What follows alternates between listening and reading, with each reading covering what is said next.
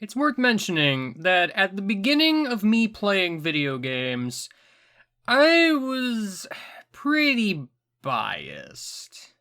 You see, of the games I played growing up, early on, it was almost exclusively Mario. On the NES, most of the games I had were Mario. On the Super Nintendo, I more or less had the same games because of Mario All-Stars. Barring, a very specific exception. But by and large, I never really branched out much. Now, truth be told, I don't remember if I had much decision when it came to which games were bought, considering as a kid, I wasn't the one buying them, obviously. Mario was what I liked, and Mario was what I wanted. I've said before, and it's worth saying again, I was a pretty stupid kid. That said, obviously I couldn't play the same games over and over again. That would get far too boring.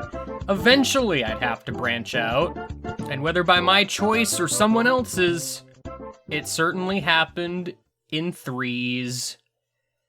Released November 21st, 1994, November 20th, 1995, and November 22nd, 1996. The Donkey Kong Country trilogy. And you might be thinking, why are you doing 3 games in one particular video? Honestly, when it comes to these 3 games, they feel very inseparable. Truth be told, I can't remember a single time that I've played these games and just not played all 3. I'd say the LPs technically count. I played all 3 eventually.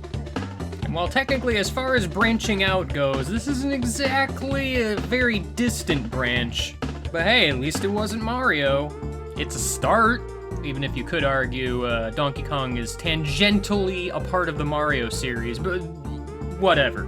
Donkey Kong Country 1, honestly, I'd argue probably my least favorite of the 3. Not so much because it's bad, but because the other games just improved on the basic formula enough that this game just kind of feels inferior in many ways. Don't get me wrong, this game is absolutely solid, and by no means a bad game. I actually love it quite a bit. It's just I find that there's a whole lot more to enjoy about the latter 2 games in this trilogy, just overall.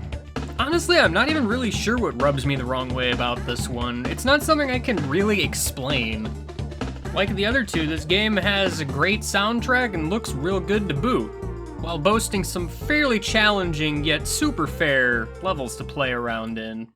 Donkey Kong Country 2, of course, being probably the fan favorite of the 3, by most people's opinion, is also quite good.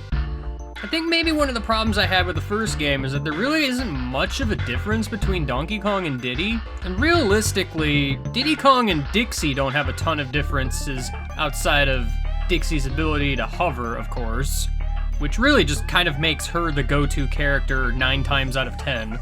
But hey, Diddy's faster, I guess.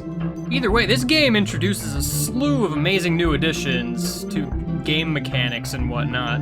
It actually makes the buddy system feel more integrated into the game through the use of being able to grab and throw your partner to reach higher places.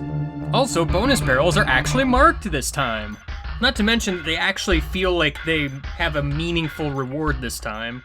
Donkey Kong Country 3, while honestly not as good as Donkey Kong Country 2, is still an extremely solid game.